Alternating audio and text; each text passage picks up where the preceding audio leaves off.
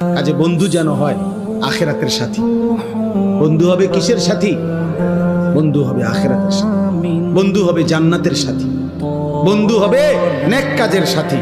ঠিক আছে ইনশাআল্লাহ? নেক কাজের। আল্লাহ কোরআনে বলছে, ওই যে আয়াত, ওই আয়াতে আল্লাহ বলছে নেক কাজের বন্ধুরা আমি আল্লাহ তাদেরকে ডাক দেব হাসরের ময়দানে, ইয়া ইবাদি, হে আমার বন্ধুগণ, বান্দাগণ, লা খাউফুন আলাইকুমুল ইয়াওমা ওয়ালা আনতুম তাহজানুন, আজকে তোমাদের কোনো ভয়ও নাই, চিন্তাও নাই। এরপরে আল্লাহ বলবে উদখুলুল জান্নাতা আনতুম ওয়া আজওয়াজুকুম তুহবারুন। বাহ! আল্লাহ বলবে তোমরা যারা নেক কাজের বন্ধু ছিলা, তোমরা বন্ধুরা একে অপরকে হাত ধরাধরি করে গলাগলি করে আমার জান্নাতে ঢোকো।